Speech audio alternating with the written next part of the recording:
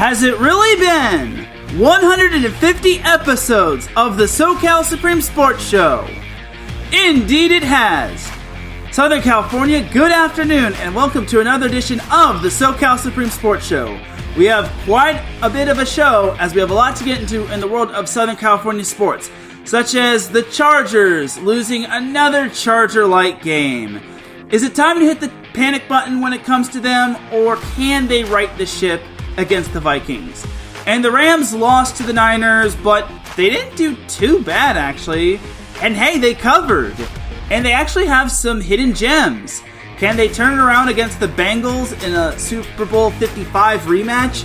Also, LAFC took down the Galaxy in El Trafico. Can they keep it up against St. Louis City SC? And how about the Galaxy taking down Minnesota after being down 3-1 at halftime? Can they keep it up, or is it too little too late? Also, Wave FC disappointed as they lost to the KC Current, while Angel City tied with Chicago. Can Angel City manage to turn the tide and snag that final playoff spot? All that and more here on the SoCal Supreme Sports Show. This is Teran Rodriguez bringing you the 150th episode of the SoCal Supreme Sports Show here on IE Sports Radio, your direct feed for all that is sports.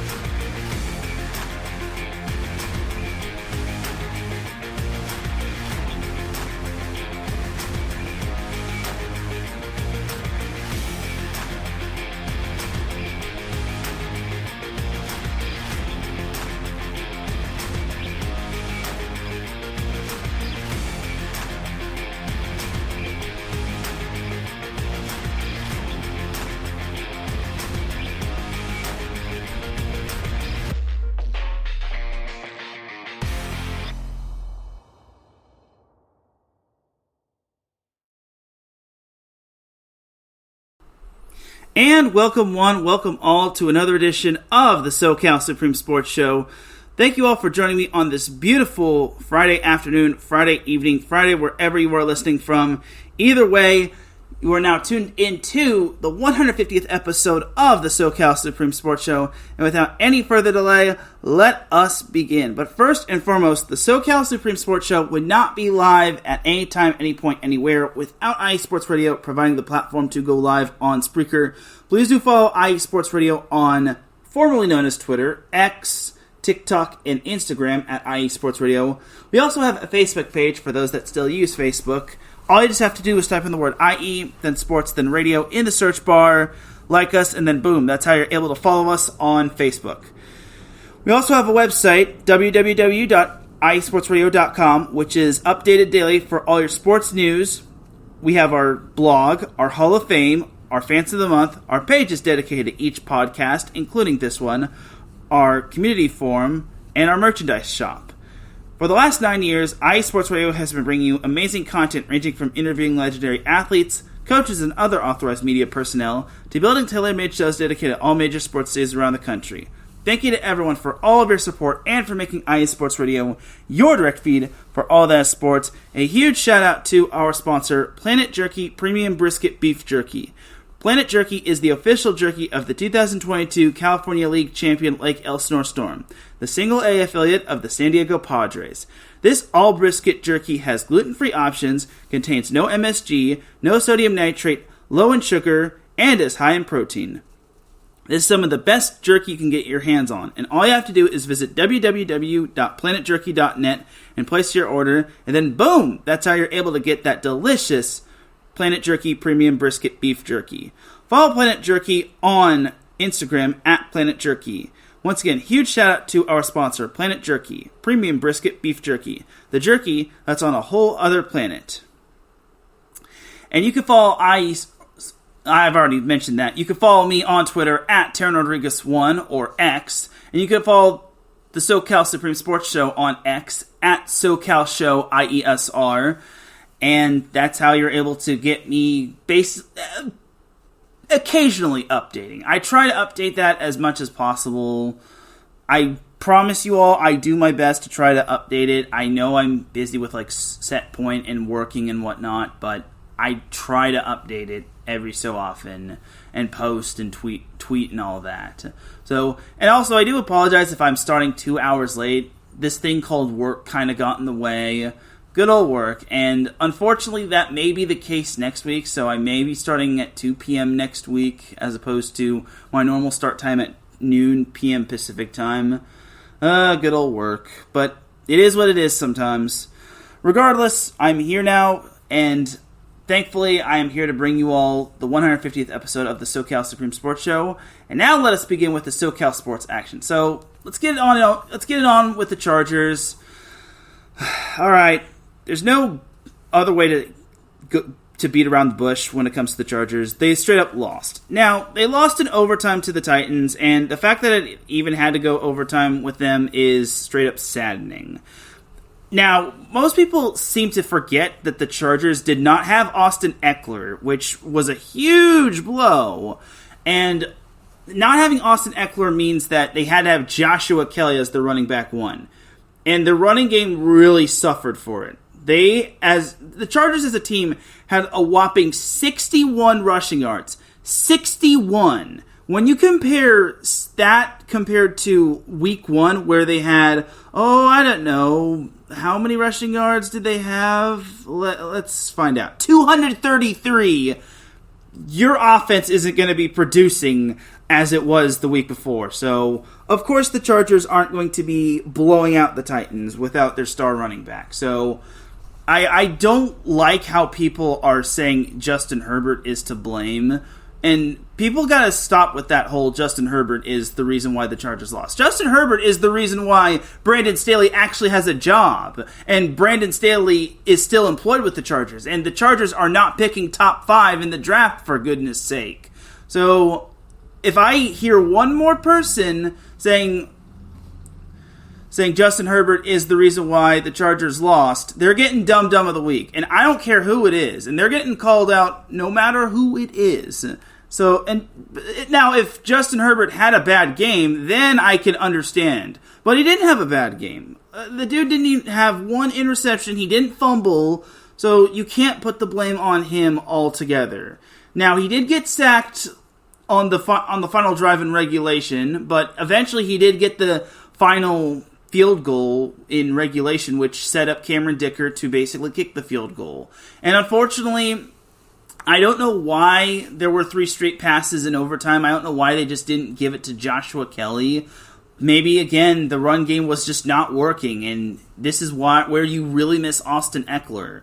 But maybe they could have just RPO'd it with Justin Herbert. Maybe he could have just used his legs to basically run with it. But I understand maybe you don't want to risk having your quarterback get hurt and whatnot, just because you don't want your franchise quarterback running with it and then risking getting hurt, because you've seen quarterbacks get hurt, like maybe Patrick Mahomes, who eventually was healed, or maybe a la Phillip Rivers and whatnot, or Lamar Jackson, or Michael Vick and RG3. So overall, it was a very frustrating loss, and the Chargers had to go 3 and out in overtime. They won the coin toss. Thank you, Derwin James. Tails never fails.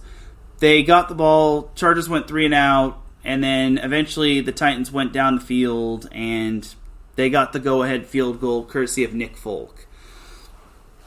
And honestly, again, Justin Herbert's not the one giving up 27 points, and he's not the one making Ryan Tannehill look elite. I'm just saying, y'all, and he's not the one making Derrick Henry look like he's extreme Derrick Henry. And honestly, it could have been a whole lot worse for Derrick Henry. Like, Derrick Henry is still a man-child when it comes to being a good running back. He's obviously not the big, bad, extreme Derrick Henry that we've all come to know, but he's still a really good running back. He's probably top 10 running backs in the NFL, so he only had 80 rushing yards, which I think last year he had like 100 plus. So, but still, when you're giving up 27 to the Titans of all team, when last week or the previous week they had like 15 points to the Saints, it shows that the Chargers defense is really bad. And you got to remember, Brandon Staley is the one calling the shots on defensive plays. And again, yet people are saying Justin Herbert is the one to blame. So I'm watching everybody who says what they say about Justin Herbert being the one. And for those that do retweet their stuff about Justin Herbert being the one to blame for the Chargers' loss, you better watch it, otherwise you getting dum-dum of the week. And I don't care who you are. So the Chargers fell to 0-2, and their losses are by a combined 5 points. So the offense isn't really the full extent problem. Yes, they could have done a whole lot more when it came to scoring more points. However, they could have done a whole lot.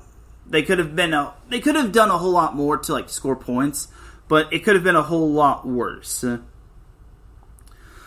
But it's still all on the defense.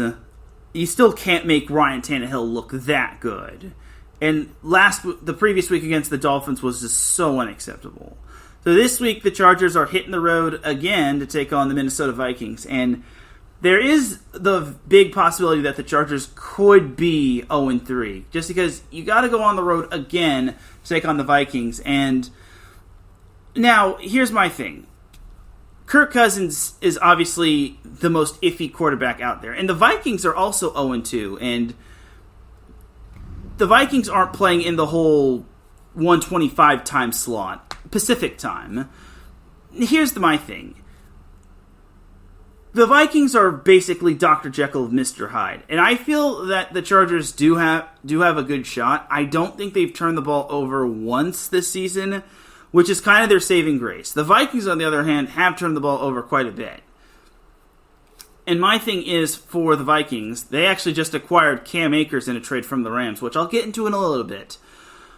They don't really have the best run game. They have Alexander Mattison, which I talked about last week. Poor guy. And then they have Cam Akers. And then they still have a Justin Jefferson who has yet to score a receiving touchdown. And a touchdown in general. If the Chargers want to have any sort of hope to beating the Vikings this week, they're going to have to win in a shootout or a high-scoring affair. That or the defense is going to have to really get to Kirk Cousins, force fumbles, and then just basically mean business against the Vikings. Kevin O'Connell is the head coach of the Vikings, so they don't have to deal with Mike Zimmer. Mike Zimmer has definitely gotten the better of the Chargers in the past, especially when Phillip Rivers was the quarterback for the Chargers, and that was so painful. It just made me so glad that Rivers and the Colts got the better of the Vikings a few seasons ago, back when Herbert was in his rookie year, but I digress. But what do I think about the Chargers versus Vikings? I really want to say the Chargers have a good shot at this. But here's the thing. Austin Eckler has been ruled out, so there's no run game. Joshua Kelly has to be running back one again. And while he hasn't fumbled, knock on wood, do we really trust him and Isaiah Spiller and the undrafted running back who wowed me in preseason? I don't know. I really just don't know. And honestly, this is the battle of the former Sean McVay tree between Kevin O'Connell and Brandon Staley, because you have to remember, Staley was the defensive coordinator for the Rams back when he was on Sean McVay's staff, and O'Connell was the offensive coordinator back when he was on Sean McVay's staff. So this is the battle of the Sean McVay coaching tree bowl. And it's the battle of two 0-2 teams. So something has to give here.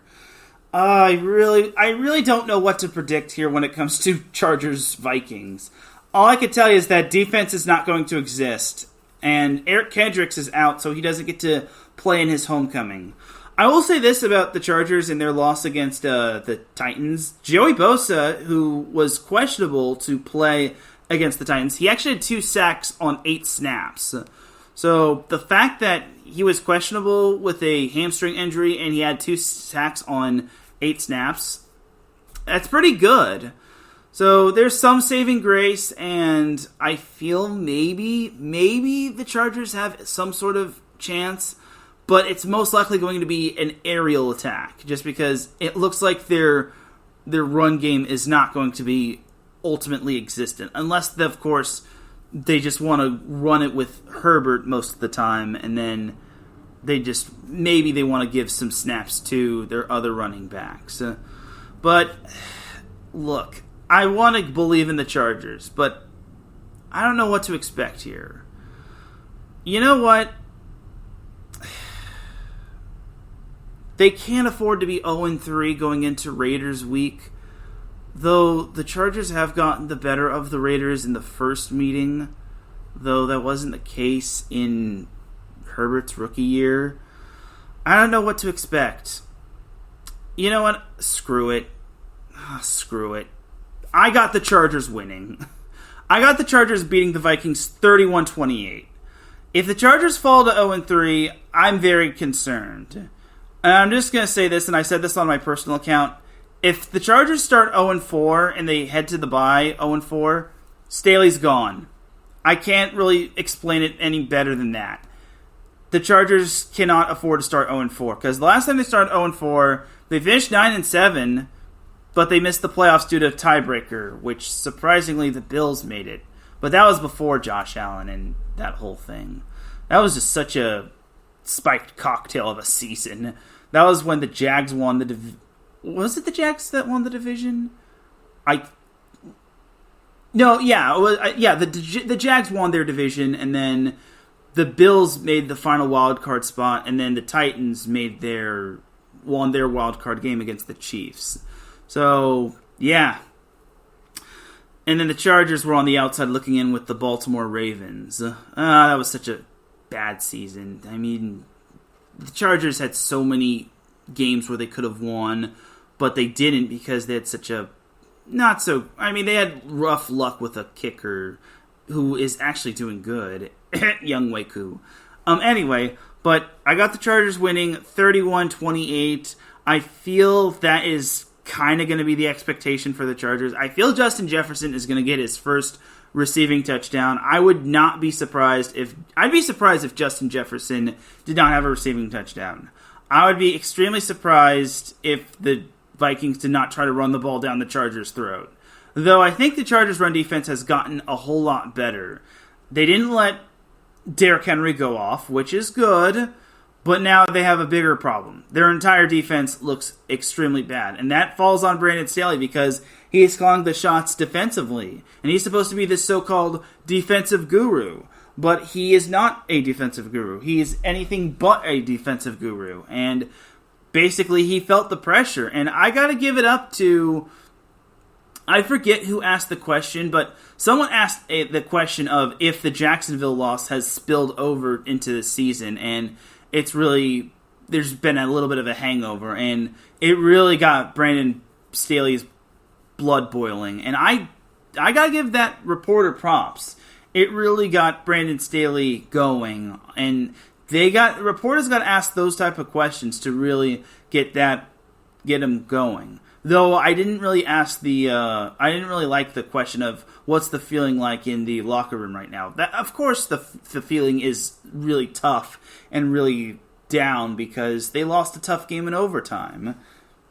So, but I like the question of if the Jacksonville loss has really affected the Chargers. So, gotta ask those type of questions. But we'll have to see what happens with the Chargers.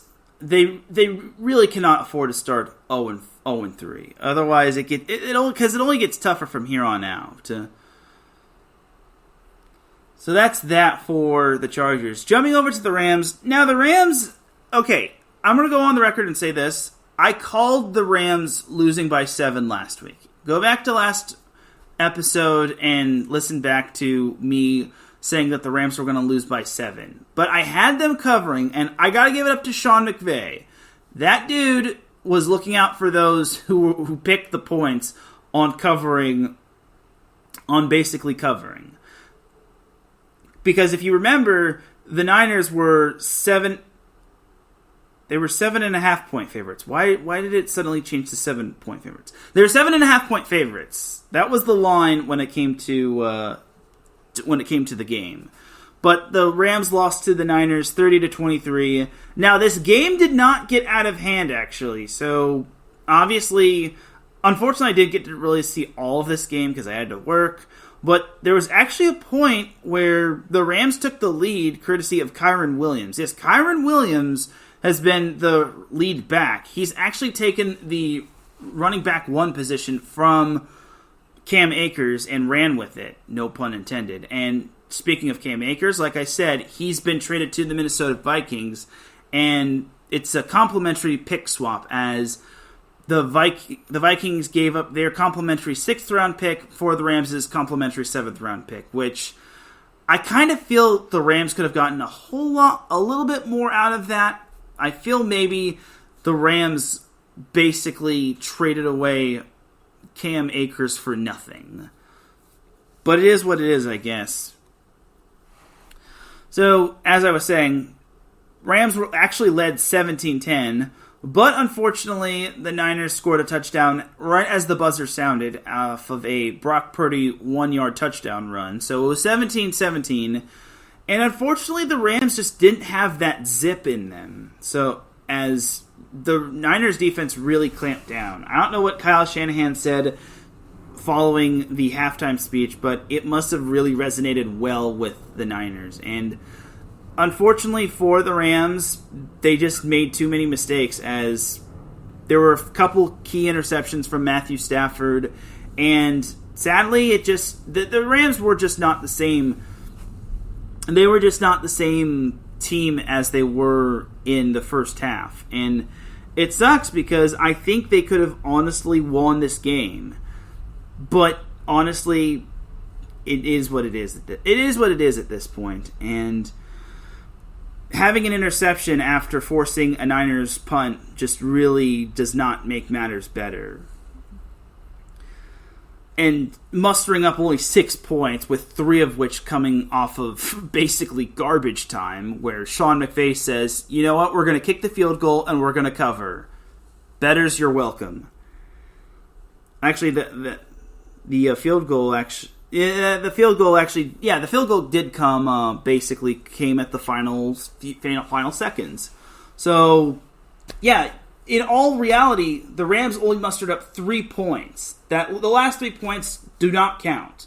The last 3 points have an asterisk. So, but that's more of the case of the Niners owning the Rams and the Niners having a very stout defense. So,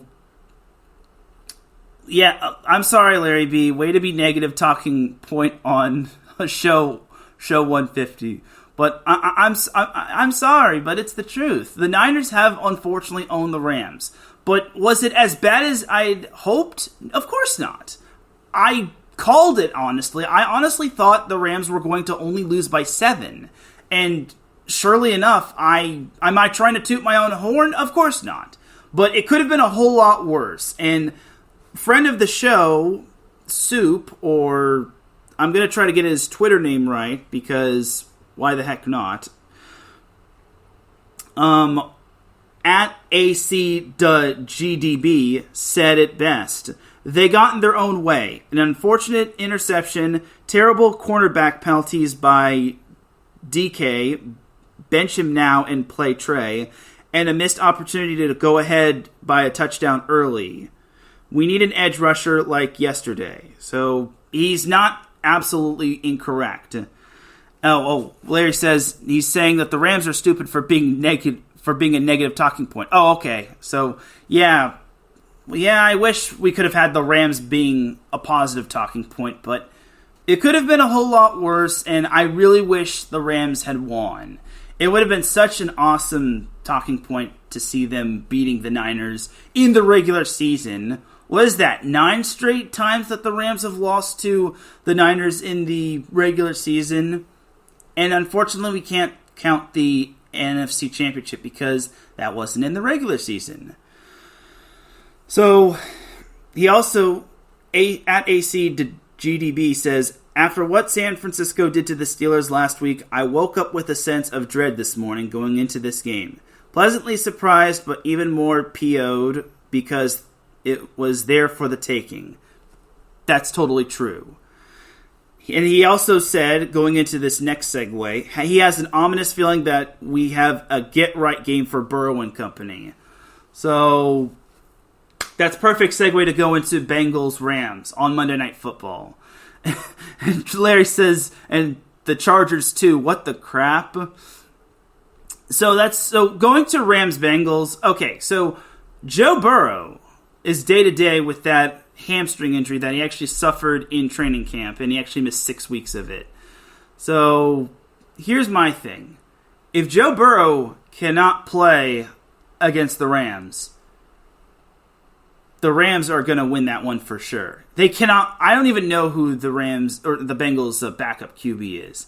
But I will say this. Whether the Rams are playing Joe Burrow or whoever the Bengals' backup QB is, they got to be ready. I don't want to see any excuses whatsoever. My concern is for the Rams is who's going to guard Jamar Chase.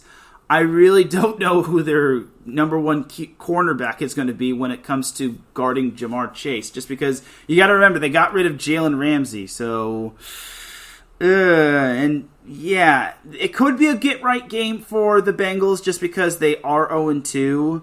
But unlike the Chargers, the Bengals were 0-2 last year, and they wound up making the playoffs and the AFC Championship, which I did make a point on 3 and Out in the comment section on that show, but I digress. So for that little matchup, that is going to be a Monday Night Football game. That's going to be on ESPN and ESPN2. And it's going to be played in Cincinnati. So both LA teams are on the road, and for good reason. Well, I'm just kidding. Not good reason, but anyway. I really want to say the Rams... I actually really want to say the Rams can actually win this game. Because even with the hamstring injury, Joe Burrow hasn't really been all that great. He even got benched in the Cleveland Browns game in Week 1. And Joe Mixon hasn't really been all that great as well. So, and something that has been really unique. You want to know who really has come alive? Puka Nacua. I don't know if I'm saying his last name right, but Puka Nacua, the rookie wide receiver out of BYU, he has really come alive, and he has been such a great weapon for the Rams since Cooper Kupp has been out with his little injury. So that's something special when it comes to the Rams, and I really am interested to see what the Rams can do. Now, my only thing is he's questionable due to injury, and as well as Joe Notaboom and Brian Allen, the center, Jonah Williams, the defensive end, and Kobe Durant, the quarterback. But yeah. And Joe Burrow, like I said, he's questionable. Irv Smith is questionable for the Bengals. Nick Scott, the safety, is questionable. Akeem Davis, Gaither is questionable. So my thing is for the Rams is they have the offense to deal with the Bengals, but can they deal with them defensively? I hope they can. I want to say that they can do so. And here's my thing. The Niners are a machine.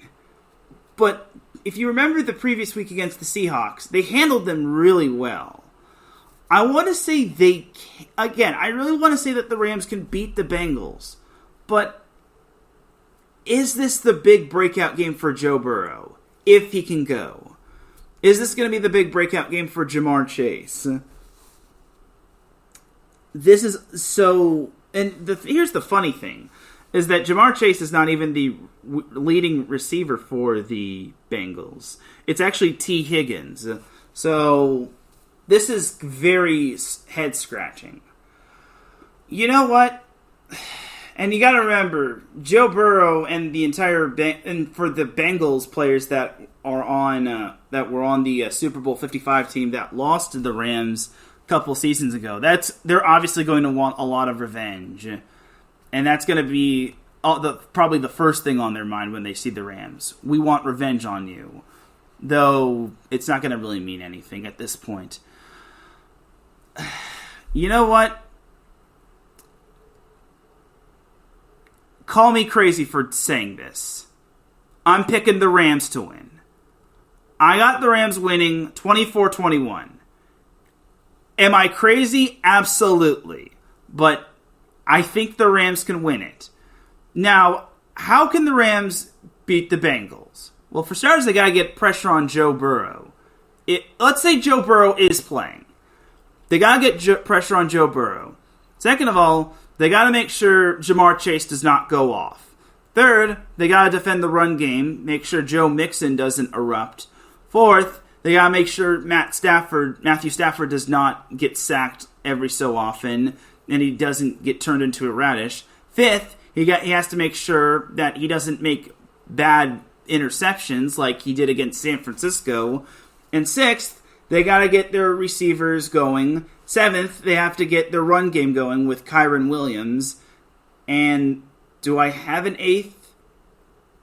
Eighth, I guess, get all their receivers going, including Tyler Higbee, which most people are saying he's not going to be a factor, but I think it's doable. But anyway, I think it's doable. I think they can win. I think I named quite a bit of X factors on things what the Rams could do in order to beat the Bengals. I think 24-21 sounds respectable when it comes to both teams. I think both these offenses and defenses are mid, and I think that's a mid score. So, there you go. And it's on Monday Night Football, and I think it's going to be an exciting Monday Night Football game. And if it's a blowout, I will be unimpressed because the other Monday Night Football games were exciting. You had Jets-Bills, which was a thriller. Then you had Panthers-Saints, which I guess was a thriller. Came down to somewhat the wire, even though the Saints controlled that game. And then you had Browns-Steelers, which was mostly a thriller, even though defense won that game for the Steelers. So, you're up, you're up, Bengals, Rams. All right, but that's enough for the Rams and the Chargers. And yes, I totally agree. Chargers and Rams could not win for Show 150. It kind of reminds me of how the Bears couldn't win for Show 150 for Chi-Town Weekly. And it's funny how both my show and Adam's show both celebrated 150 on their show. So, all right, now for college football. And I got to give myself the early dum-dum of the week. I did not know USC had a bye. I'm a dum-dum because I didn't know USC had a bye last week. So I previewed their game against ASU thinking that they played last week, but they didn't. So, oops. I still stand by what I say on what I said. They're 34.5-point favorites, and I still think USC is going to win. So, honestly, there's no doubt about it. I got USC winning 55-14. I know that sounds harsh against ASU, but I think that sounds about right. Anyway, let's go to the games that actually happened when it came to UCLA and San Diego State. For the Bruins. So UCLA did the unthinkable. They played an FCS team, which they haven't done in the past. So UCLA played NC Central last week, marking the first time they faced an FCS opponent, where they just stomped all over them 59-7, where that was actually their first opponent they've beaten by 50 plus since, I want to say, in the mid-2000s, or the 2010s. I think it was like 2014, which it was to be expected, unfortunately, and I feel horrible for NC Central. I feel bad that people had to actually witness that. And it was so bad that it was 59-0, and I have to applaud NC Central for basically scoring in garbage time. So good job to NC Central. and UCLA basically nearly skunked them. So now UCLA gets a little bit more of a challenge as they head down to Utah to take on them Utes, last year's Pac-12 champion. Ugh. Bad taste in my mouth. Alright, so Utah is still without Cam Rising, who is the golden child of the Utes. So, here's my thing for Utah. If they don't have Cam Rising, I don't think Utah can beat UCLA. Both teams are 3-0, but here's my thing. Who is UCLA really beaten? I mean, Coastal Carolina isn't great. San Diego State isn't great. But what about Utah? Who's Utah beaten? Utah has beaten Florida, Baylor, and Weber State. Now, they've beaten them with a backup quarterback, but now they have to face UCLA, which UCLA is kind of a little bit more of a cut above the rest. Though Florida beat Tennessee, but Tennessee has been mid, considering they lost Hendon Hooker to the NFL. But I digress. Here's my thing. It's so tough to win in Utah, and I want to say UCLA can win, but I don't want to be too much of a UCLA homer. I don't want to be too much of a SoCal homer. But here's the thing. I really want to see Utah crumble. And I think without Cam Rising, I just don't think Utah is the same team. With Cam Rising, I would say Utah will win this one easy. Without Cam Rising, I think UCLA might actually have a boxer's chance. I'm going to say, do I want to go bold again? I already went bold with Rams beating the Bengals. Do I want to go bold again? You know what? Oh, heck with it. It's episode 150. I'm picking UCLA to win. I got UCLA winning 28-24 over Utah. I'm going to say it right now. Without Cam Rising, Utah is not the same team. I feel bad for Cam Rising that he tore his ACL and he's still recovering. But I'm just going to say this. UCLA is going to be ready. I know it's tough to win in Utah, but I'm just going to say this. UCLA is going to be ready. Chip Kelly is going to have that team ready. They beat him last year in the Rose Bowl, where Utah was heavily favored. I think UCLA does it again. Book it. And if I get it wrong, then I'm just going to say this. I'm going to eat my crow next week, and I'll give myself Dum-Dum of the Week. Alright, but that's enough for UCLA. Now, last week we also had San Diego State losing. Again. So, here's my thing for San Diego State. You remember what I said about San Diego State. When it comes to San Diego State, when they actually play legitimate opponents and well-known opponents, they're not going to do good. They will not do good. They will more often than not do good against teams that are actually well-known. I mean, they barely beat Ohio and Idaho State, and they got humbled by freaking UCLA. Against Oregon State, they actually didn't do as bad as I had hoped. They actually lost to Oregon State, but they only lost 26-9. And remember, Oregon State was ranked 16th, which, and they remember they had played in Corvallis. So first and foremost, San Diego State covered. Good job. And second of all, they made DJ Uiagalelei's life a living nightmare. They actually picked off DJ twice, and Uiagalelei had less than 50% completions. So, I guess San Diego State deserves some sort of credit, but you still lost. And the game didn't really get too much out of hand, but you still lost. And I'm just going to say this right now. Your offense is still horrible. It's awful. Your total yards were 326. You had a grand total of 70 rushing yards. I guess I know where the Chargers got their rushing playbook from when it came to them playing the Tennessee Titans. But back to the Aztecs. 70 rushing yards. Do you not have a a solid running back,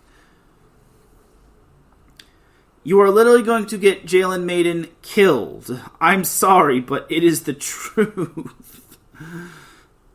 I'll give them this. They weren't bad on third down. 5 for 15. I'll give them that much, though it's not that great compared to Oregon State's 4 for 11. And they only committed one penalty for 5 yards, and they only turned the ball over once.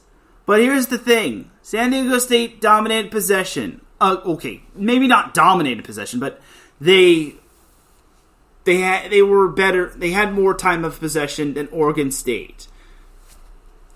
Here's my thing for San Diego State. If you're going to have more time of possession, make the most of it. Now, maybe most of that time of possession was them just killing the clock and just trying to hog most of it so Oregon State wouldn't have it all. Maybe in like the second half or whatnot. But still, I just don't know how Brady Hoke sleeps at night, knowing that his team does well when it comes to winning the time of possession battle, but they don't win the battle altogether. Like 9 points. I know Oregon State is a good defensive team, but how can you muster up 9 points against a solid team like Oregon State, and 10 points against UCLA? If you can't do good against those teams, how are you going to do good against Boise State? Just tell me. I'm sorry, but San Diego State, I get it. You're playing tough teams. You're playing tough teams to prepare yourself for the teams like Boise State, for the teams like Air Force, maybe Nevada, San Jose State. The list goes on and on. But still, it's so frustrating to see San Diego State just not being able to play up to its potential. And Fresno State is still pretty darn good as well, because remember, they beat Purdue. Did anyone even predict that? No. I'll just say this about the entire Mountain West. I think San Diego State might have a shot at winning it, just because, Air Force and Fresno State are both very good. They're both undefeated. UNLV and Wyoming are both 2-1, and then everyone else that's not named San Diego State is under 500. So maybe San Diego State might have a boxer's chance, but I think San Diego State winning the Mountain West Conference is out of the question, especially since they've gotten rid of the whole divisional thing. It's just top 2 teams advance to the championship game, and then whoever wins that wins the whole shebang. So now San Diego State is now going to be kicking off conference play as it hosts Boise State tonight at 7:30 p.m. So while I have been going bold with the Rams and UCLA, I'm not going to go bold with San Diego State. There's no way in heck San Diego State beats Boise State. Well, I think they have a okay chance because they played decently against Boise State. Or, I'm sorry, not Boise State, Oregon State. I just don't think they will hang with Boise State. I think Boise State is going to eventually pull away. And knowing San Diego State, they're probably going to lose in San Diego fashion. Which is why I've got Boise State beating San Diego State 23-20. I think that's a fair score, and honestly, I think San Diego State covers. I don't... actually, hold on. It's San Diego State. We gotta lower that score a little. Let's say San Diego State loses 20 points is way too much, especially for a San Diego State team that had. Well, actually, no. 23-20 is the perfect score. I think San Diego State is going to actually put up more points than we all expect, and then Boise State is going to find some way to break out in terms of their offense. It's because Boise State has also played a challenging schedule because you got to remember they've played Washington early in the season. And then last week they beat North Dakota 42-18, and then the previous week they lost to UCF 18-16. So I think for Boise State that maybe that North Dakota win might have woke up their offense. But now let's see how they do against a solid defense that is San Diego State. But again, when it comes to San Diego State facing better-known teams that's not named Ohio or Idaho State, San Diego State always struggles. So, time will tell. And then going over to the FCS when it comes to San Diego and Cal Poly, yes, this time I won't forget about San Diego, even though their booty pipes deserve it. I probably shouldn't have said that word, booty pipe. Booty pipe. Alright, but for San Diego, the forgotten stepchild, due to their dumbness and how half of their team is completely dumb, they unfortunately fell to Princeton, which is not surprising. They lost to Princeton 23-12, which I wouldn't be surprised if half of their team is still suspended because of their whole hazing incident. Or hazing incidents. I still can't believe San Diego had half of their team suspended because of hazing and whatnot. Stupid Toreros. You're a private school. You can't be having that sort of thing. Anyway, long story short, the Toreros never led, and they were just playing from behind the entire game. And sadly, the Toreros just could not find a way to basically beat the Tigers. Unfortunately, the Toreros fell to 0-3, as this week they played Dayton, which, well, that's going to be an even tougher matchup. Because Dayton is 2-1, and that's actually a conference game. And man, I'm hoping that San Diego officially has its team back, because if they can't beat Dayton, they might not get a win until they play Marist, if not Drake. So we'll see what happens with the Toreros, but I'm not even going to bother predicting them beating Dayton. I'm just going to say Dayton's going to win. I'm sorry, but I can't be bothered with freaking San Diego right now with the poor decision that they make. Or that they made. Dang Toreros. And then as for Cal Poly, they beat Lincoln 41-20, which I'm not ultimately surprised that they won. So, Cal Poly has an even tougher challenge this week, as this week they hit the road to the Emerald City to take on Portland State. So, Portland State, I want to say, well, no, Portland State was the team that got stomped all over by, what's-their-face, Oregon, and then, didn't they, beat one team 90-0? Yeah, they beat North American 91-0. Oh God! But they only lost to Wyoming 31-17. Yeah, and Oregon beat Portland State 81-7. God, why are teams running up the score against other teams? There needs to be a point where mercy rules should be called, and I talk about this with Larry on 3-and-Out College Edition, which you can catch every Saturday at 7 a.m. Pacific Time on iSports Radio. But, man, Portland State ran up the score on North American. Why? Anyway, so I don't know what to expect with Cal Poly. Maybe they'll win?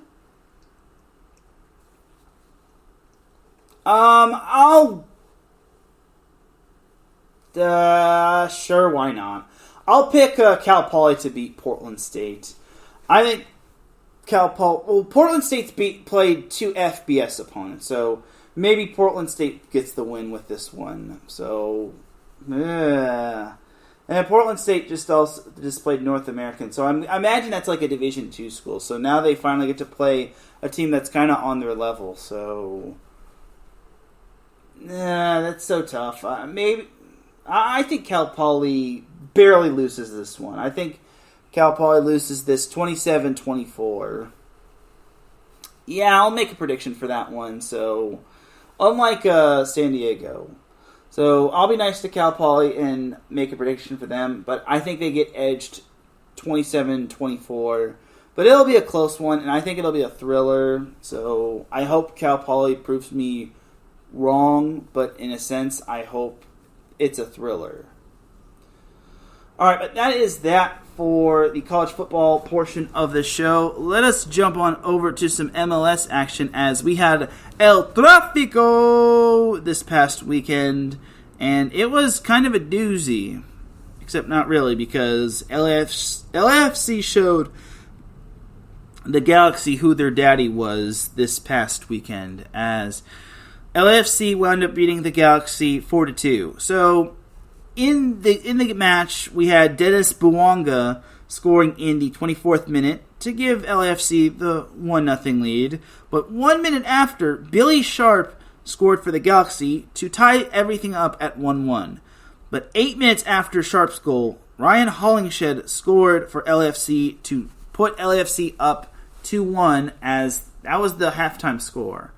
Then, in the 59th minute, Maya Yoshida scored for the Galaxy to tie it up at 2-2, and it looked like we were going to get ourselves a little bit of a battle. But then, Bouanga scored in the 75th minute to give LAFC a 3-2 lead. But the Galaxy had their chances, but Timothy Tillman scored the dagger for LAFC to put them up 4-2 and basically give LAFC the match, as LAFC really needed that win just because they were riding a 3-match losing streak? Yeah, I think it was a 3-match losing streak. And I, once again, am a dum-dum because I forgot LAFC played on Wednesday. They actually played Wednesday against St. Louis City SC, and they tied 0-0, so must have been an El Trafico hangover. And yeah, I keep forgetting that some of these teams play in the middle of the week. Gosh dang it.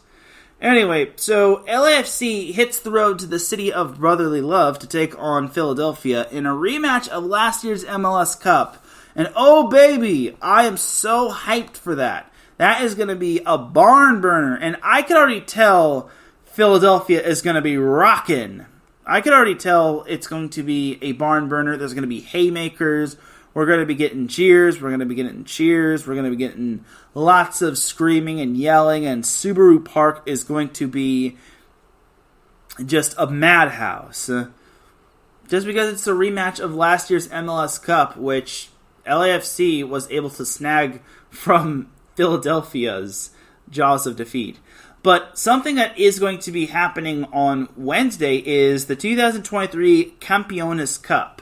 Alright, so just when we all thought that LAFC was done with mid-season tournaments, LAFC has another one, as LAFC plays Tigres, which I think is like the Tigers of the North? I really don't know. That must be like a... Look, I'm just going to be 100% honest. I don't know who Tigres is, but I imagine it's like a Liga MX team. But it's a Tigres UANL. So, but that is LAFC's first opponent in the Campeones Cup, which will be played on Wednesday, which is cool. But that's pretty much their first and only opponent of the Campeones Cup. But back to MLS play. So currently right now, LAFC is still doing well, but they're still chasing the only St. Louis City SC, as they're also chasing Seattle, as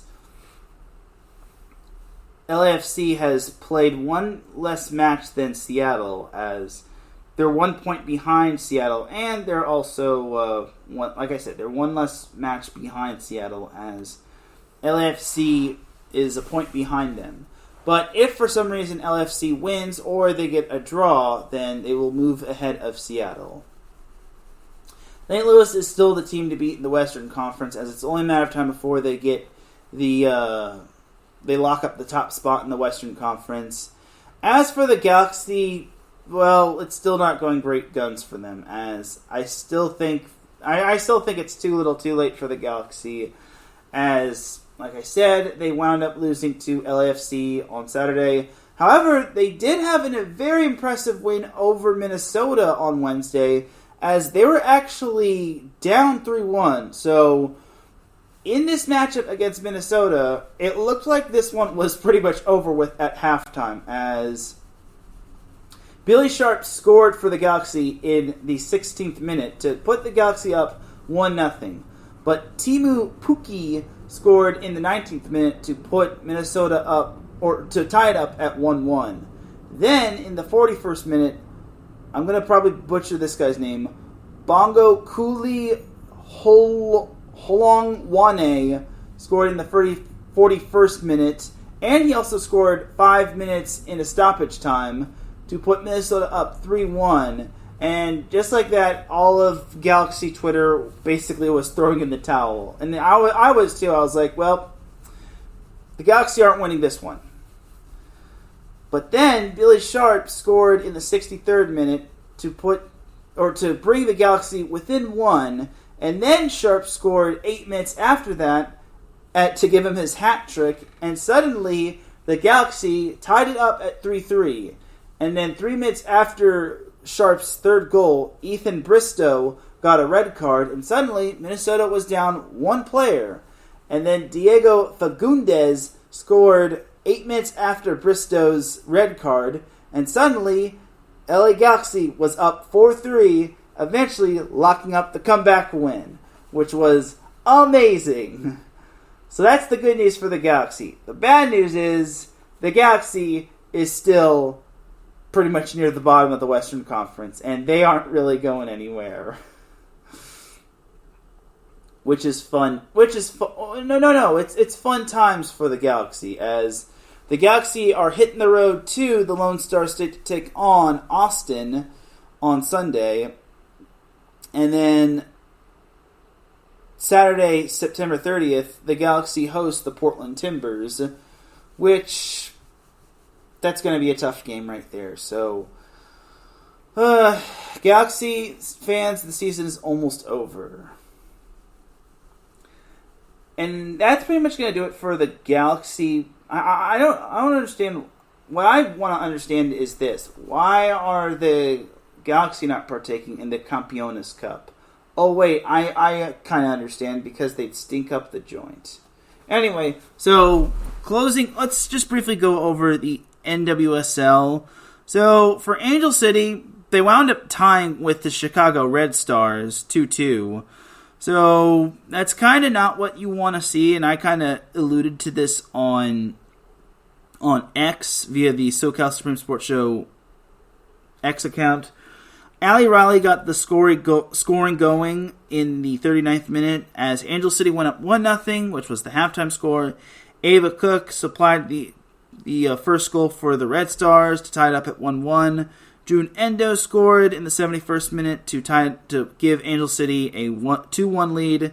Then Shayna Matthews scored for Chicago in the 75th minute, which eventually wound up giving Chicago the 2-2 tie along with Angel City. So, costly tie for Angel City. Fortunately, they did get some help as Gotham did beat the Washington Spirit, which is good because now Angel City is only 1 point behind Washington, as Angel City now has only 3 matches remaining, which all starts in October. So they get a little bit of a break as Angel City hosts Orlando on Monday, October 2nd. So Angel City still hasn't lost a match ever since scrapping their head coach, Freya Coombe. So for Angel City, they have to beat Orlando, because Orlando is right there with them in the race for that final playoff spot. And then as for Wave FC, I'm just going to say this. I'm so disappointed in them. They lost to freaking Kansas City Current! Wave FC lost to Kansas City Current 2-1, and I cannot be more disappointed in them. The reason being is because they lost at Snapdragon Stadium, and they were down 2-0 at halftime, and they just could not get... They scored in the second half, and they just could not get that equalizer. So now they're behind the Portland Thorns for the top spot in the NWSL, or the NWSL standings. And guess who Wave FC's next opponent is? Portland. And it's on the road, mind you. So now Portland is basically, they kind of control their own destiny unless Wave FC manages to take them down. And I am so disappointed in the fact that Wave FC lost to the worst team in the NWSL. But it just goes to show that it's pretty much any given day or any given week. So Wave FC has 8 days to figure this out and try to topple Portland. So we'll see what happens with Portland, but I'm with the matchup against Portland. But for right now, I'm just so mad at Wave FC. I'm madder than a hatter. But gosh dang it, man. But that's going to do it for the NWSL portion of the show. I know I kind of ran through that, but I'm an hour into this show. We're going to take ourselves a quick commercial break. When we come back, we've got the MLB portion of the show. Then we've got the Dum Dum of the Week. And then I got to reflect on 150 episodes of the SoCal Supreme Sports Show. Keep it locked here. You are listening to the SoCal Supreme Sports Show here on IE Sports Radio, your direct feed for all that sports. We'll be right back after this.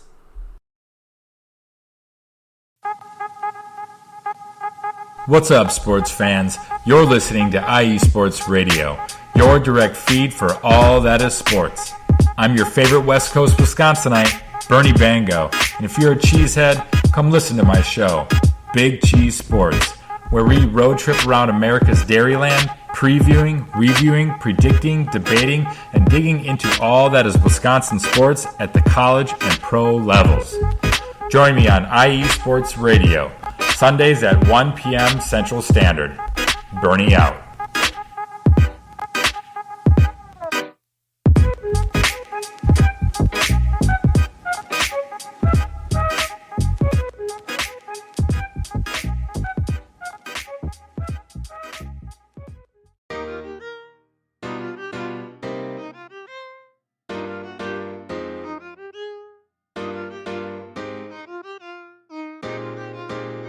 Well, what is up, Carolina Nation?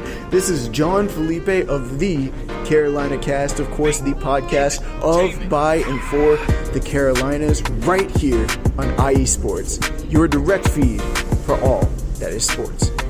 And I'm reminding you to tune in Fridays at 7 p.m. Eastern for the latest in Carolina sports, whether it's the Panthers that keep on pounding, the fly natures of the Hornets, the storming Hurricanes, the battle of the Blues with Duke and UNC, the fight of the Clemson Tigers, or the amazing atmosphere of any Carolina college. I'm talking App State, I'm talking ECU. I've got you covered.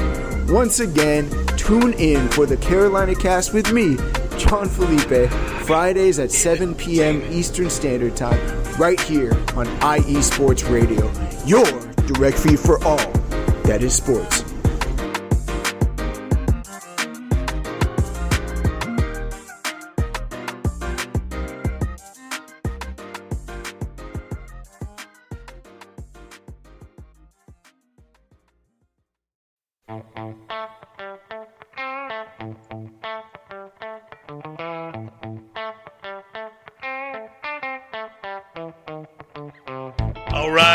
All right. Welcome to AZ Sports Daily.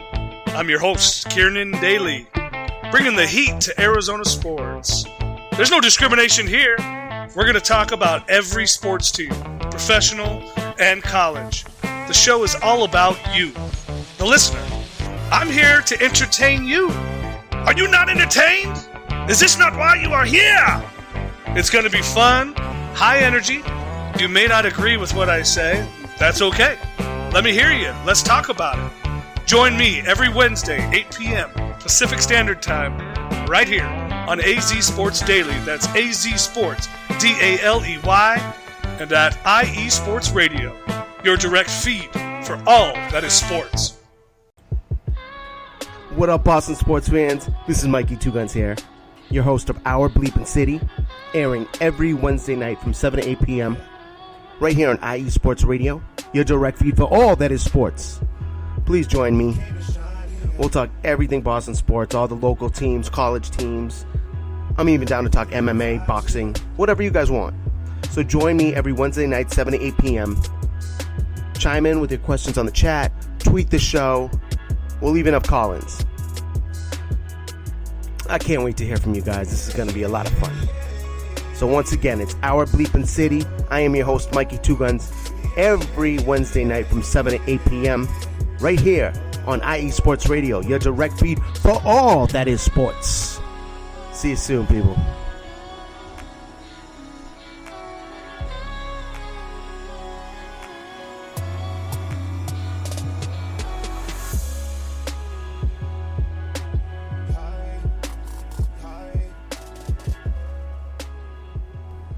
Back with segment number 2 of the SoCal Supreme Sports Show here on IE Sports Radio, your direct feed for all that sports.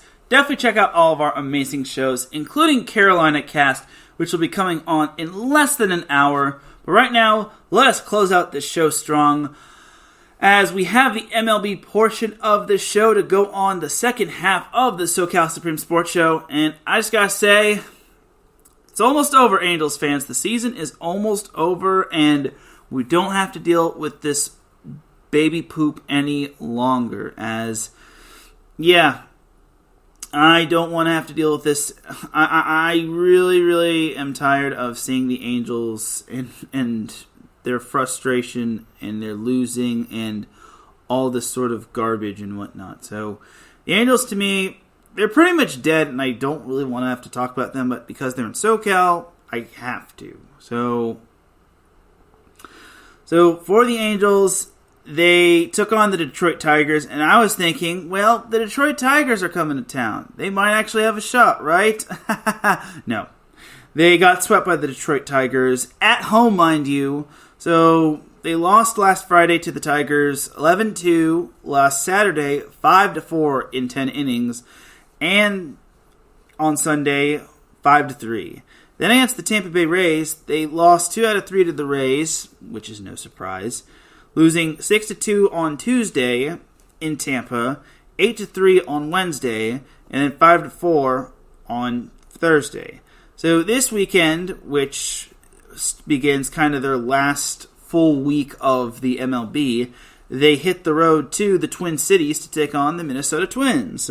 So tonight they start their first of 3-game series at 5:10 p.m.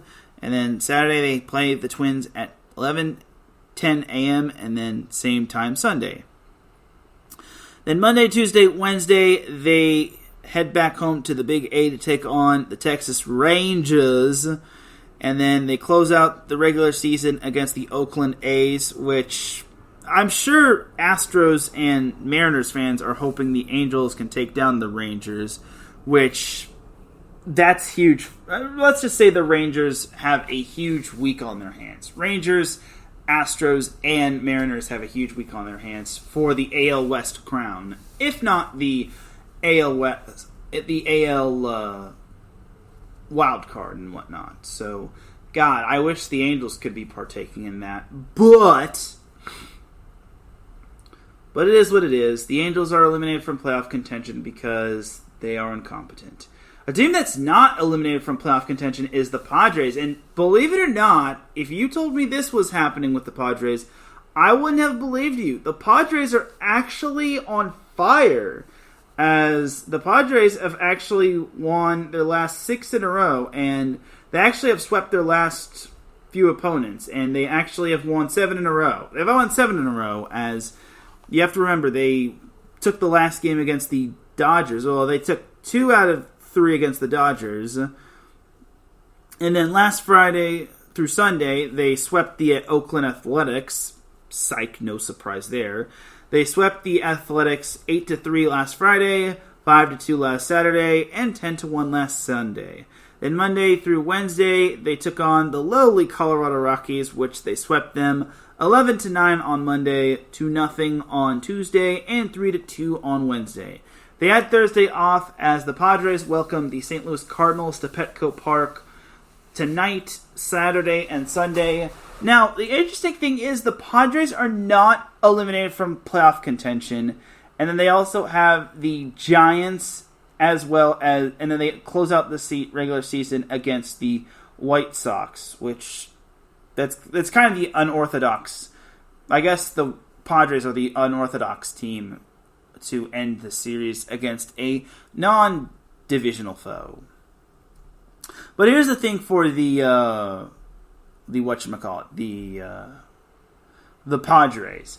They're not eliminated, but they're still 4.5 games back of the final wild card spot. They still have to chase the Giants, the Reds, the Marlins, and the Cubbies, which, that's a lot of teams you got to chase. Can the Padres really do it? If the Padres manage to make the playoffs as a wild card, they're 75-78, and they have won 7 in a row, which is the longest active winning streak currently right now. Then, boy howdy, then they're getting the big W award and then some. So, I'd be very shocked if the Padres did make the playoffs. But they're making this last race interesting. Where was this winning earlier in the season? If they had been winning early in the season before their whole suspensions and their injuries and whatnot, then they would have honestly been in the playoffs right now, or been contending with the likes of Arizona or Philadelphia or the Cubs or the Marlins. But no, it just had to have been this late in the season. But all in all, for the Padres, they're making this very interesting, and they could be playing spoiler to a few teams. I just find it interesting that they have interleague play to end the season against the White Sox. But I digress. And then the last team to basically discuss when it comes to the MLB portion of the show is the Dodgers. Now, the Dodgers, we don't really need to discuss all that much, as, well, for starters, the Dodgers are basically doing everything correct. They are the second best team in the National League, and it's only a matter of time before they lock up the number 2 seed. I don't think they're going to be getting the 1 seed just because I think the Braves have that, but they, like I said, they won the NL West for the 10th time in 11 seasons, which is very impressive. And everyone gives Dave Roberts a lot of flack just because he can't win the postseason, but it's still really impressive that he's still locked down the National League West. And last week when they took on the Mariners, I had a little concern just because the Mariners are solid, but the fact that they swept the Mariners on the road was very impressive. And the funny thing is, they only needed to put up 6 runs, as they beat the Mariners last Friday 6-3, and then that was last Friday. Then last Saturday they beat him 6-2, and then Sunday they beat him 6-1. I'm very impressed that they cooled off probably one of the more scarier and more dangerous teams. Now, I know the Mariners have had their struggles, and they've had some of their players on IR or in the injured list. But I will say this, that's a very good series win for the Dodgers. And they also took 2 out of 3 against the Tigers, though I think they should have swept the Tigers, as they beat the Tigers 8-3 on Monday, 3-2 on Tuesday, but lost to the Tigers 4-2 on Wednesday. Yesterday they beat the Giants 7-2 on Thursday, as tonight they are back at it against the Giants at 7:10 p.m. at the Chavez Ravine. And then Saturday, they play the Giants again. And then Sunday, for the last time on Sunday Night Baseball, the two teams will be facing each other. Then on Tuesday, the Dodgers face the Rockies in a doubleheader. And then Wednesday and Thursday, the Dodgers face the Rockies again for the last time. And then Friday, Saturday, and Sunday, the Dodgers hit the road to San Francisco to take on the Giants. And then that'll be that. And that's probably going to be a gut check series for the Giants, just because the Giants still have a chance to make the playoffs as a wild card. But now they have to pretty much run the table and hope that the other teams don't make up any ground, because if they do, the Giants are going to be missing the playoffs again. But that's not my problem, because the Giants aren't SoCal. But I digress. But at least the Dodgers are in the playoffs regardless. And if the Giants don't make the playoffs, and that's good because then the Giants don't have to possibly play the Dodgers. I feel the Giants could give the Dodgers a little bit of a matchup problem. I feel the Giants, just like the Padres did last year, could be a matchup nightmare because, division rivalry and whatnot.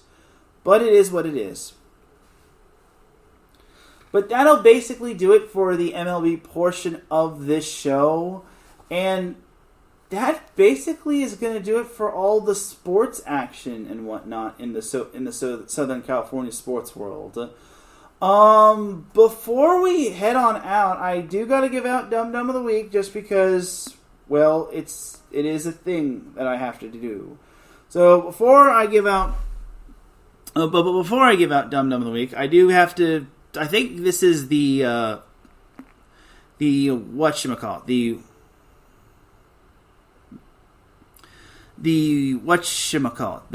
now that we're celebrating 150 episodes of the SoCal Supreme Sports Show, I think this is the 100th installment of Dum Dum of the Week, and this is kind of cool that this is kind of the 100th installment of Dum Dum of the Week. And I think I have 2 installments of Dum Dum of the Week, and I kind of gave one to myself early just because I don't know when USC is playing, and I don't know when LAFC plays. So, oops. So, yeah, I have to give myself Dum Dum of the Week because I forgot USC had a bye, and I don't know when USC had a bye, and I didn't know that LAFC played in the middle of the week. So, because I didn't know USC football had a bye last week, and I thought they played last week, and because I forgot that LAFC had a bye, I am partially the Dum Dum of the Week. Wait. My guy. You're kind of going to need to speak up real quick. You are so dumb. You are really dumb. For real.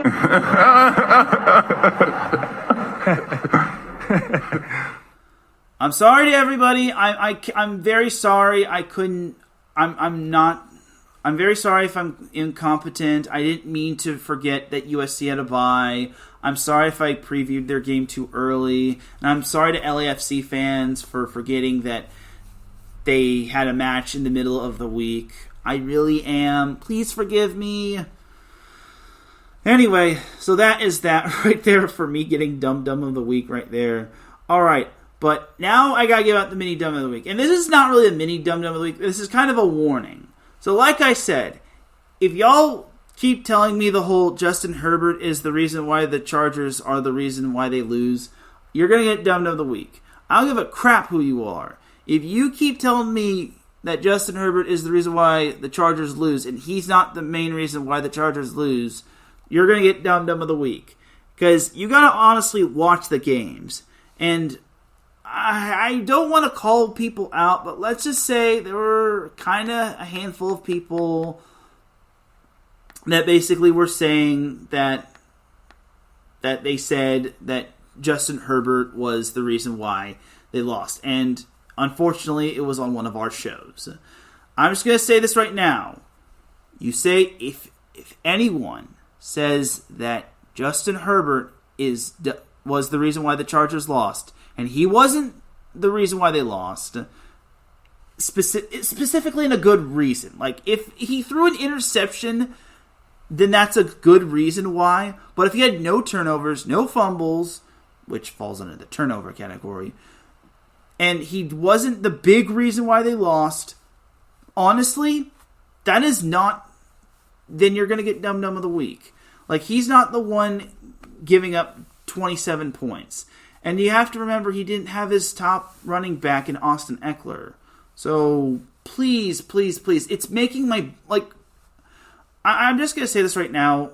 There was a moment, and I really hate to call out these people, but there was a segment on 3 and Out where the panel recapped the Chargers-Titans game, and there were a couple people that kind of ragged on Justin Herbert.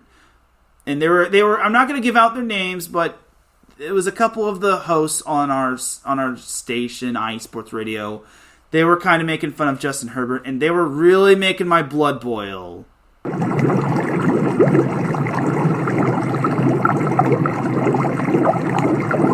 Yeah, that's how I felt. That's how I felt. That's how I legit felt when it came to them making fun of my quarterback.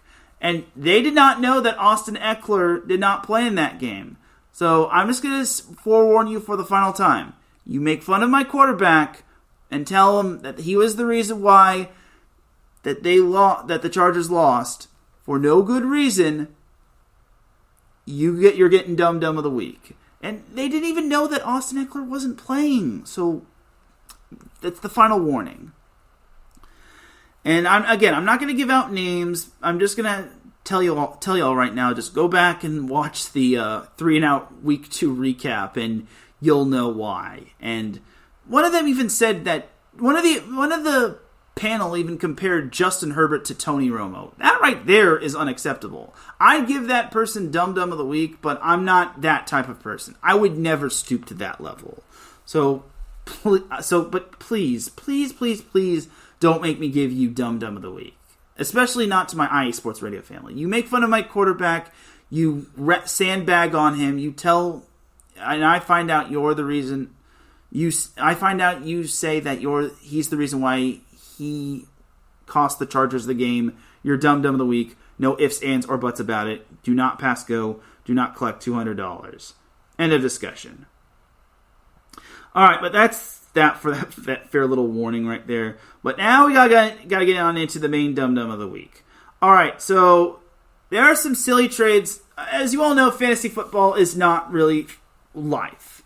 But there are some silly trades that happen. Sometimes people make silly trades. Sometimes people make trades in fantasy football for like candy, for money, for some reason. But sometimes people make trades for some weird reason. So I'm in this fantasy football league for money, but someone decides to make probably the most absurd trade ever.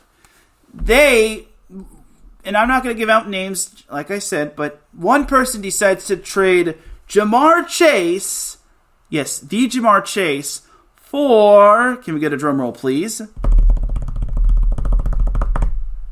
Kadarius Toney. They're straight up trading Jamar Chase for Kadarius Toney, who has only 1 receiving yard and 1 reception. Are we kidding me? What? I don't understand this. Why are you trading Jamar Chase for Kadarius Toney? I don't get it. Now, maybe it's because he's a Chiefs fan and he wants to have Chiefs players, but this makes no sense. It's kind of in his name as well. It's his team. His fantasy football team name is Kermit's Mahomie, which is referring to Patrick Mahomes' voice sounding like Kermit the Frog. But it makes no sense. You don't trade Jamar Chase for Kadarius Toney. It's stupid. I can't believe someone would actually accept that or do that. There has to be more to this trade. Unless someone is literally tanking on purpose, you just can't do that. I just don't understand the logic in trading Jamar Chase for Kadarius Toney. It just sickens me. I was just laughing at this for a couple minutes. It's like, it makes no sense.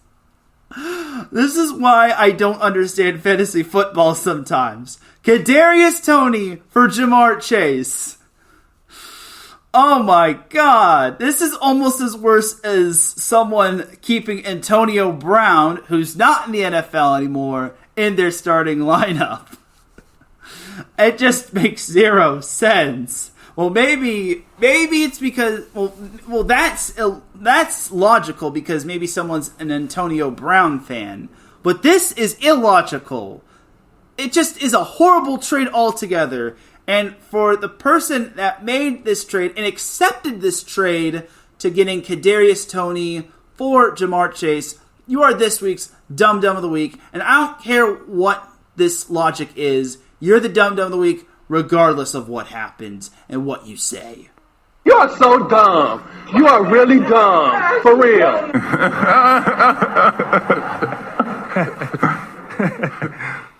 And that is Main Dum Dum of the Week number 1.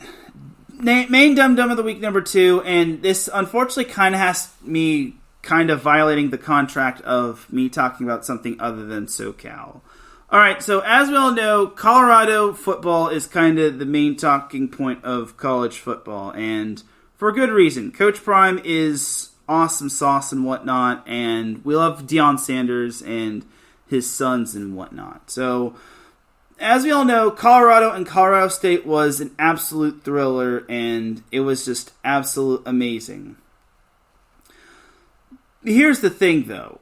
There was a moment where, sadly, we had managed to, unfortunately, see something very egregious, as Travis Hunter sadly got... He sadly got tackled by one of the Colorado State players, and unfortunately...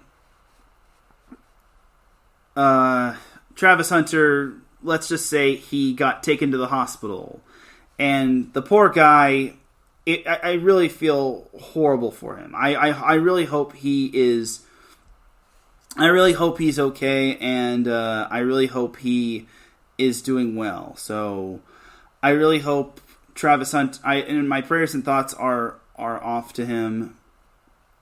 And I really hope he makes a full recovery. So, prayers and thoughts to Travis Hunter and whatnot. So, here's hoping he makes a speedy recovery.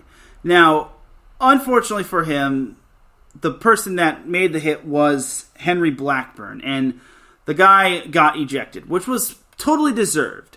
It was a dirty hit, and some were saying that it was not that dirty. Which, okay, I guess people have their opinions and whatnot.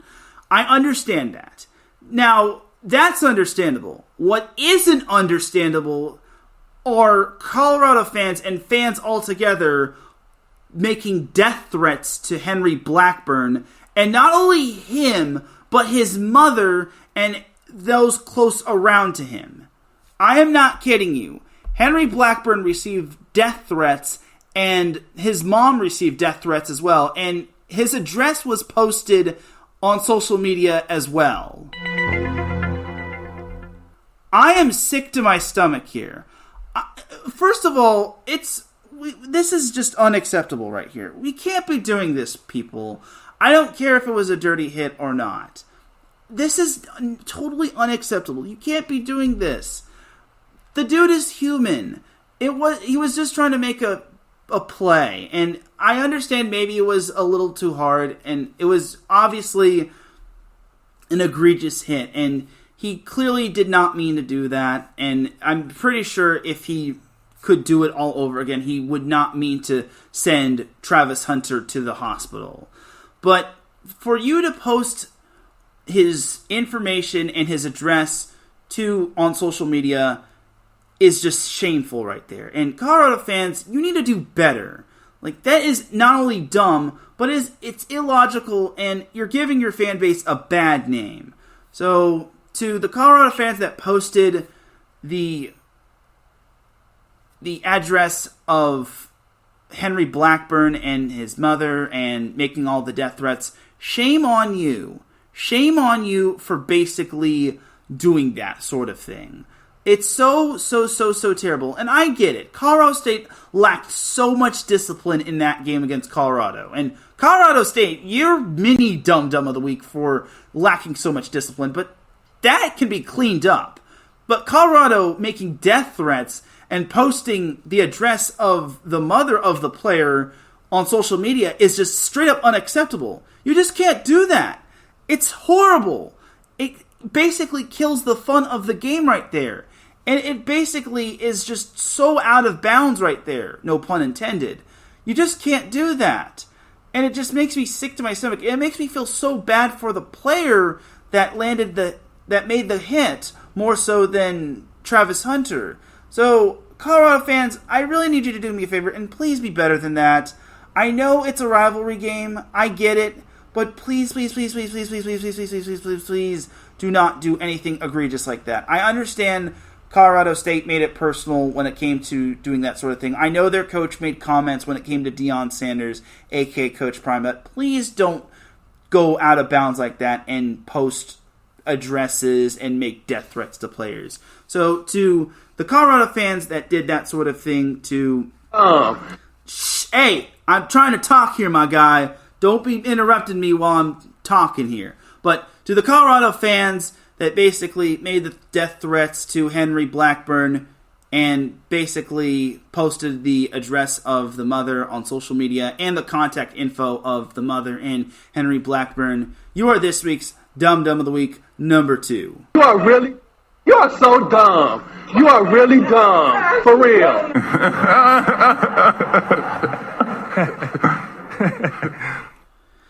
And yeah, I'll give Colorado State the mini Dumb Dumb of the Week because their coach, they altogether kind of lack discipline, and the fact that they were throwing around dirty hits altogether was just straight up disgusting.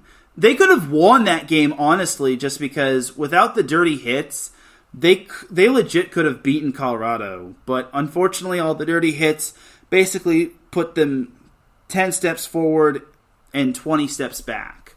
So it is what it is, but you can't take it back anymore. So I'm sorry, Colorado State, but it is what it is. But Colorado fans, do better. Please just do better. I don't know what to say at this point. Alright, but that's going to do it for Dumb Dumb of the Week. Before we head on out of here, I just got to tell you all this. This is the 150th episode of the SoCal Supreme Sports Show. And I will just say, it's been an honor doing this show. It's been tough doing this show. It really has. Obviously with the NVA, obviously working at a grocery store, obviously doing high school football, covering it, and not having like proper transportation and whatnot. But it's all good. I would not want to trade this for anything else. I totally like doing SoCal Supreme Sports Show, and I like doing this with Set Point. Yes, Set Point is still going to be Big Brother and whatnot, but still, I still like doing SoCal Supreme Sports Show on the side, and obviously ragging on the Chargers and the Rams and whatnot, just because I wouldn't want any. I don't think Larry could have gotten anyone else better to do this. And obviously, when it comes to doing Dumb Dumb of the Week, it just adds a little spice to it. And like I said when I did the whole 3-year anniversary special of the SoCal Supreme Sports Show, if I gave up doing the SoCal Supreme Sports Show, I would be letting down myself, Larry B., the entire IE Sports Radio family, my brother, who was a guest on the SoCal Supreme Sports Show early on, and everyone who I basically had and shouted out when doing this whole thing. And honestly, I would not want that. I'm not that type of guy who would basically let down people. So, all in all, for me doing the show, obviously there's been the ups and downs. Obviously, I'm not the diehard type of guy. I'm not a true diehard. I'm not like the type of diehardy guy who's going to have a man cave filled with like Chargers gear or Rams gear or Lakers gear. No, I'm not that type of person. But I will just say I am a modest fan who loves representing Southern California, who loves representing the Chargers and Lakers, and sometimes the Rams, and the Dodgers, and the Angels, and LAFC maybe, and the Galaxy, and any other SoCal team, and USC and whatnot.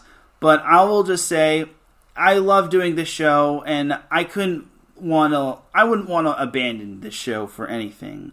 It is tough just because I have other things happening on the side, just because I don't think I have enough time in the world to do things. And as you all know, I have to sometimes shuffle my show time around.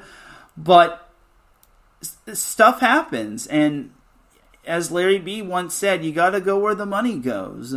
And I wouldn't want to have it any other way. Just because I love doing SoCal Supreme Sports Show. And I love representing my teams and whatnot. So I feel when it comes to this show, I hope to basically keep it going for as long as it possibly can, and I hope that I continue to have this show and maybe expand the show for as long as it possibly can, just because I love doing the show. I love doing Dum Dum of the Week, I love having Big W awards, and I love basically representing everything that is Southern California.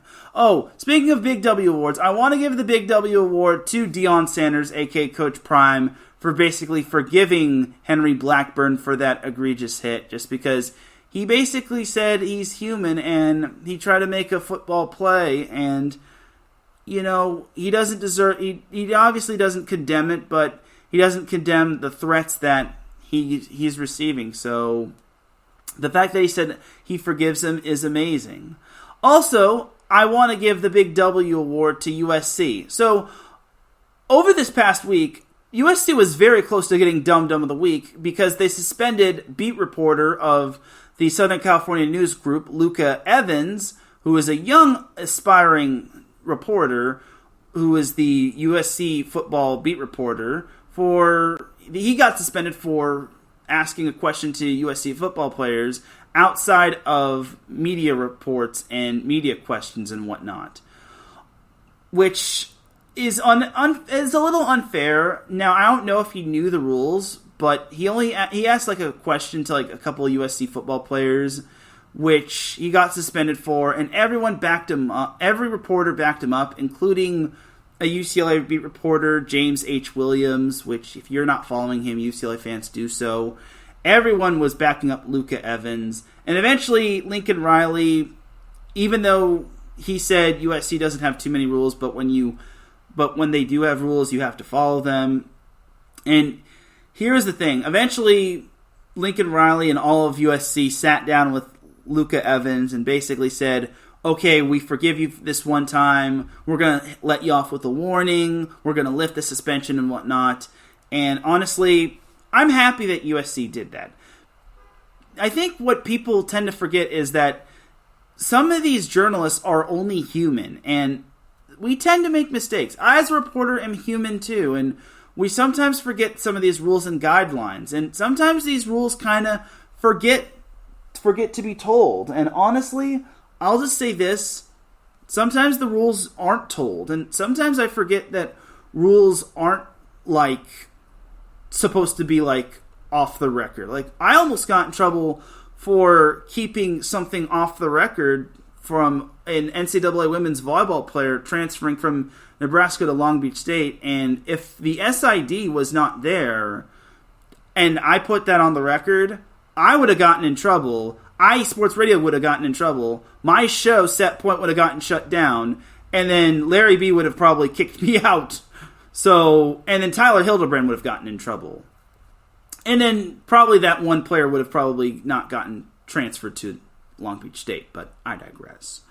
But regardless, we all make mistakes. And I'm glad that we all are forgiven and are given a second chance. And I'm glad USC was basically very kind to Luca Evans and whatnot. And I've met Luca Evans. He is a very kind and aspiring sports reporter. He's a young sports reporter. I think he's only 22. I think he's younger than me, and I'm 30. Ooh. So, honestly, I'm glad USC did the right thing, and they basically lifted the suspension for Luca Evans. And he is traveling with USC football, and he is basically with them to Arizona, or Tempe for Arizona State. So that is basically that Big W award, but I got my eye on you, USC. Don't be doing stuff like that anymore. But anyway, that is going to do it for this week's episode of the SoCal Supreme Sports Show. Ladies and gentlemen, it is that time to drop the beat, because I'm about to dip I'm sorry. That's the wrong catchphrase. It's time for me to get on out of here, because I got food for me to eat, and I got to head on out of here to my second job. You dig? Thank you, everyone, for tuning in to the SoCal Supreme Sports Show. I really do appreciate everybody tuning in. If you listen live, I appreciate you. If you listen on the playback, I appreciate you. If you listen at work, I appreciate you. If you listen at any time, any place, anywhere, I appreciate you. Shout out to the chat room, Larry B, for tuning in. I appreciate you. And also shout out to Patty Bax, who is listening as well. I appreciate you and your support as well. Don't worry, everybody. No matter how rocky things get, no matter how frustrating things get for me, no matter how sad things get for me, I will still be doing the SoCal Supreme Sports Show, even if the Chargers continue to put my heart through the ringer, as well as the Rams and whatnot. Don't worry, your boy Teran Rodriguez is still going to be reporting on the Southern California sports news no matter what. For everyone here at iSports Radio, this is Teran Rodriguez signing off. I want to also thank you, the listeners and fans, for making all this possible. You all are amazing, and I love y'all. Y'all are amazing. Have yourself a great rest of the weekend. Be safe, be well. Just remember, SoCal is for SoCal. See you Monday for Set Point. Peace!